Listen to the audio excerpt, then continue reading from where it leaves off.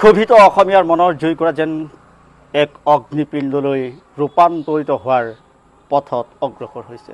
আজি দেখিবলৈ পোৱা গ'ল বাক্সা জিলাত এক ব্যতিক্ৰম পৰিৱেশ। গুৱাহাটী CGM আদালতত শ্যাম কানু মহন্ত আৰু সিদ্ধাৰ্থ শৰ্মাক হাজিৰ কৰাৰ পিছতেই অসম চৰকাৰে দায়িত্ব লৈ দুয়োগৰাকীকে বাক্সা জিলা কাৰাগাৰলৈ লৈ আহিছিল। কিন্তু স্থানীয় ৰাইজে ক্ষোভিত ৰাইজে বাক্সা জিলা কাৰাগাৰত শ্যাম কানু আৰু সিদ্ধাৰ্থক ৰখাৰ বিৰুদ্ধে প্ৰতিবাদ কৰিলে আৰু কেইবাখনো আৰক্ষীৰ গাড়ী ভস্মীভূত কৰাৰ লগতে কেইবাগৰাকীও সাংবাদিকক আক্ৰমণ কৰিলে। ৰাজ্যৰ ৰাজনীতিত এইটো এটা বিৰল ঘটনা হিচাপে পৰিগণিত হৈছে, যিহেতু অসম প্ৰাণ অসমীয়াৰ হিয়াৰ আমঠু জুবিন গাৰ্গৰ মৃত্যুৰ ৰহস্য ফাদিল কৰিবলৈ চৰকাৰখনৰ সকলো স্তৰৰ ৰাইজেই যি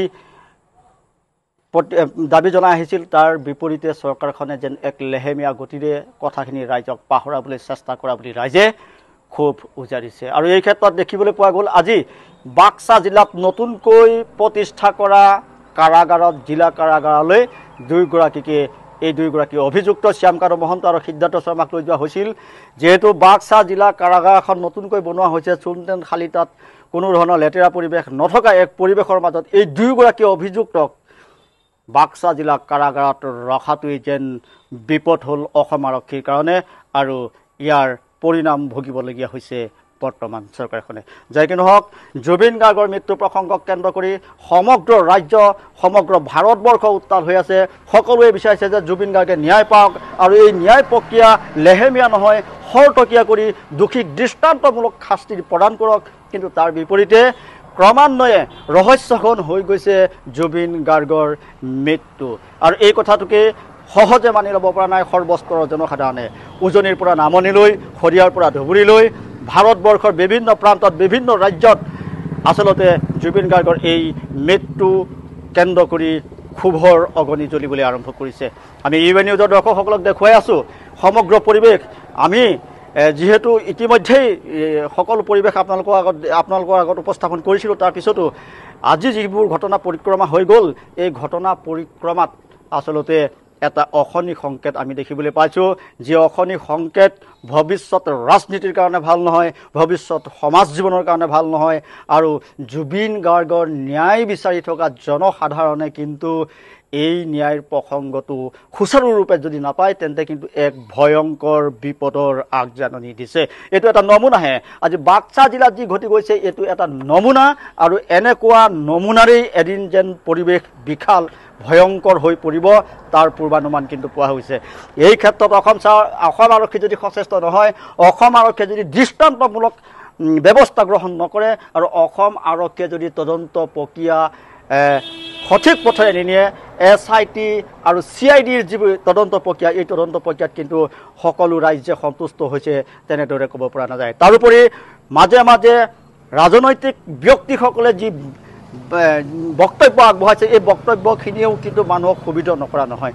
বিশেষকৈ জুবিন গাৰ্গৰ মৃত্যুৰ আদ্য শ্ৰাদ্ধৰ দিনা যি ভোজ ভাতৰ ব্যৱস্থা কৰিছিল, অসমৰ ৰাইজে বিচাৰিছিল যে ভোজ ভাতৰ প্ৰয়োজন নাই, তাৰ আগতেই দোষীক কৰায়ত্ব কৰিব লাগে, আৰু সিদ্ধাৰ্থ শৰ্মাই হওক, শ্যাম কানু মহন্তই হওক, বা সংলগ্ন এই যিসকল অভিযুক্ত তেখেতসকলক দৃষ্টান্তমূলক শাস্তি দিব লাগে। কিন্তু তাৰ বিপৰীতে যোৰহাটত ৰাজহুৱা আদ্য শ্ৰাদ্ধ পাতি সমগ্ৰ ঘটনাক্ৰম যেন এক আদ্য শ্ৰাদ্ধতে সীমাবদ্ধ ৰাখিবলৈ চেষ্টা কৰিলে, তেনে এক প্ৰচেষ্টা দেখিবলৈ পোৱা গ'ল।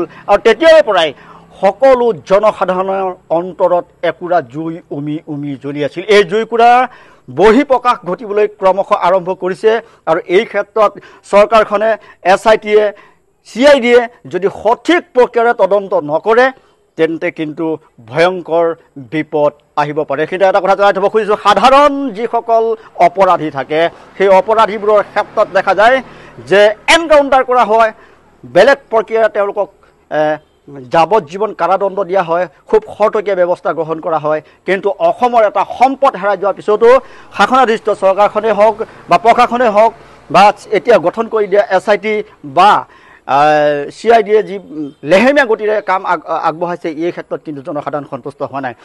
14 জন অভিযুক্তৰ ভিতৰত এতিয়ালৈকে মাত্ৰ 4 গৰাকী অভিযুক্ত ছিংগাপুৰৰ পৰা আহি সাক্ষ্য প্ৰদান কৰিছে। ৰজত কমল কলিতাৰ পিছত আৰু 3 গৰাকী ছিংগাপুৰ স্থিত প্ৰবাসী অসমীয়া আহি ভাষ্য প্ৰদান কৰিছে, কিন্তু বাকীসকল প্ৰবাসী অসমীয়া কিয় আহিব নোৱাৰে, কিয় তেওঁলোকক আনিব পৰা নাযায়?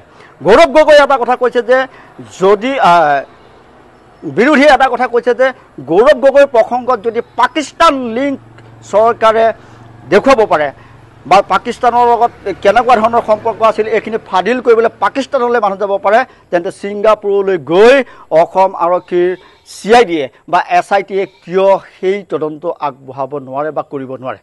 যাই কি নহওক, আজি যি পৰিস্থিতি হৈ গ'ল, এই পৰিস্থিতিৰ কাৰণে আচলতে প্ৰশাসন সম্পূৰ্ণৰূপে জগৰীয়া বুলি জনসাধাৰণে কৈছে। যিহেতু যি কেইগৰাকী অপৰাধীক তিহাৰ জেলত ৰাখিব লাগিছিল, সেই কেইগৰাকী অপৰাধীক লৈ যোৱা হ'ল বাক্সা জিলাত নতুনকৈ চূণতেল খানি প্ৰতিষ্ঠা কৰি থোৱা সেই জিলা কাৰাগাৰলৈ, য'ত তেওঁলোকক ৰাজ আতিথ্য দিব বুলি ৰাইজে ভয় খালে। আৰু এনেকুৱা অভিযুক্তক প্ৰকৃততে কঠোৰতকৈ কঠোৰ শাস্তি বিহিব লাগে, আৰু আটাইতকৈ বেয়া যিখন কাৰাগাৰ তেনেকুৱা কাৰাগাৰতহে নিক্ষেপ কৰিব লাগে বুলি ৰাইজে মতামত প্ৰকাশ কৰিছে। আমি পৰৱৰ্তী সময়ত সম্পূৰ্ণ ঘটনাক্ৰম UA নিউজৰ দৰ্শকসকলৰ কাৰণে লৈ আহিম। চাই থাকিব UA নিউজ।